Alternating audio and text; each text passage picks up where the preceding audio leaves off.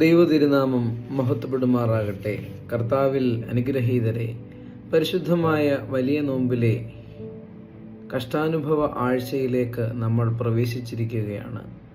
43-ാം ദിവസമായ ഇന്ന് പീഡാനുഭവവാരത്തിൻ്റെ തിങ്കളാഴ്ച നമ്മൾ ധ്യാനിക്കുന്ന വേദഭാഗം വിശുദ്ധ യോഹന്നാൻ ശ്ലീഹ എഴുതിയ സുവിശേഷം 3-ാം അധ്യായം 13 മുതൽ 21 വരെയുള്ള വാക്യങ്ങളാണ്.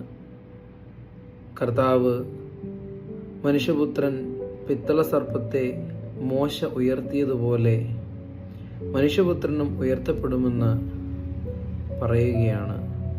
അത് നിത്യജീവൻ ഉണ്ടാകുവാനാണ്. നിത്യജീവൻ ഉണ്ടാകുന്നത് അവനിൽ വിശ്വസിക്കുന്നവർക്കാണ്. അപ്രകാരം ഈ പീഡാനുഭവ വാരത്തിൻ്റെ ആദ്യ ദിവസം നമുക്ക് ധ്യാനാത്മകമായി ചിന്തിക്കുവാൻ തക്കവണ്ണം, നിത്യജീവനെ കൈക്കൊള്ളുവാൻ തക്കവണ്ണം അവനിലുള്ള വിശ്വാസം ഉറപ്പിക്കുക എന്നുള്ളതാണ്. ലോകം അവനാൽ രക്ഷിക്കപ്പെടുവാൻ തക്കവണ്ണം ലോകത്തെ സ്നേഹിച്ചു എന്ന് യേശുക്രിസ്തു നമ്മെ അറിയിക്കുന്നു. വെളിച്ചത്തിൽ വസിക്കാതെ ഇരുളിനെ സ്നേഹിച്ചതുകൊണ്ടാണ് ന്യായവിധി ഉണ്ടാകുവാൻ തക്കവണ്ണം കാരണമെന്നും തുടർന്ന് നമ്മൾ വായിക്കുന്നുണ്ട്. നോമ്പും പീഡാനുഭവവും ഇരുളിൽ നിന്ന് വെളിച്ചത്തിലേക്ക് നമ്മുടെ ജീവിതത്തെ നയിക്കുന്നതാകണം.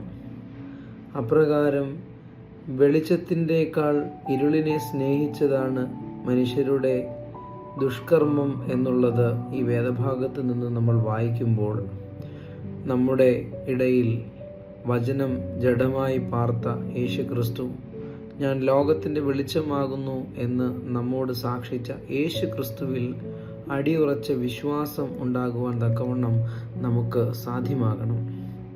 അപ്പോൾ നമ്മുടെ നോമ്പും പീഡാനുഭവ ആഴ്ചയുടെ ധ്യാനാത്മകമായ ചിന്തകളുമൊക്കെ നമ്മെ യേശുക്രിസ്തുവിൽ അടിസ്ഥാനമിട്ട ദൈവഭവനങ്ങളായിട്ട് മാറുവാൻ തക്കവണ്ണം നമുക്ക് സാധ്യമാകും. ഇരുളിൽ നിന്ന് വെളിച്ചത്തിലേക്ക് നമ്മുടെ ജീവിതത്തെ ക്രമീകരിക്കുവാൻ, അവനിൽ വിശ്വസിച്ച് നിത്യജീവനെ പ്രാപിക്കുവാൻ തക്കവണ്ണം നമുക്ക് സാധ്യമാകണം. കഷ്ടാനുഭവ ആഴ്ച തിങ്കളാഴ്ചയിലെ പ്രൊമിയോൻ സദറാകളും പ്രാർത്ഥനകളും എല്ലാം തന്നെ രക്ഷാകരമായ കഷ്ടാനുഭവത്തെ സമാധാനത്തോടെ വരവേൽക്കുന്ന പ്രാർത്ഥനകളാണ്. നമ്മുടെ ജീവിതത്തിൽ നോമ്പിൻ്റെ അവസാന നിമിഷത്തിലേക്ക് നമ്മൾ കടക്കുന്ന ഈ അവസരം, ആ വലിയ കഷ്ടാനുഭവത്തെ നമ്മുടെ ജീവിതത്തിൻ്റെ ഓരോ ഏടുകളിലും ചേർത്ത് ധ്യാനിക്കുമ്പോൾ, നമുക്ക് വേണ്ടിയാണ് അവൻ ക്രൂശിക്കപ്പെട്ടത്.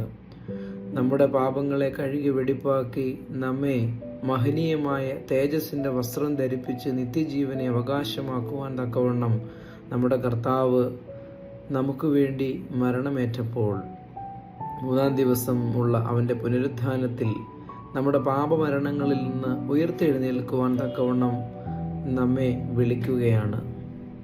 ഈ പീഡാനുഭവ ആഴ്ചയിൽ നമ്മുടെ വിശ്വാസവും നമ്മുടെ ആശ്വാസവും യേശു ക്രിസ്തുവാണ് എന്ന് നമുക്ക് സാക്ഷിക്കുവാൻ സാധ്യമാകണം.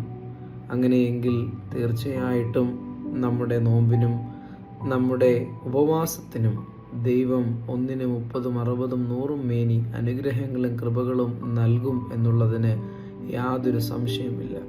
അപ്രകാരം അനുഗ്രഹീതമായ ഒരു പീഡാനുഭവ വാരം അവനോടുകൂടെ ധ്യാനിച്ച് അവനോടൊപ്പം വസിക്കുവാൻ, കഷ്ടാനുഭവത്തിൻ്റെ കൈപ്പേറിയതായ അനുഭവങ്ങൾ നമ്മുടെ ജീവിതത്തിൽ ധ്യാനിച്ച് യേശുക്രിസ്തുവിൻ്റെ അനുഭവങ്ങളിൽ മധുരമയോടുകൂടി നമ്മുടെ ജീവിതത്തെ വിശ്വാസത്തിൽ അധിഷ്ഠിതമായി ജീവിപ്പിക്കുവാൻ ദൈവം നമ്മെ അനുവദിക്കട്ടെ, അനുഗ്രഹിക്കട്ടെ എന്ന് പ്രാർത്ഥിക്കുന്നു. ആമീൻ.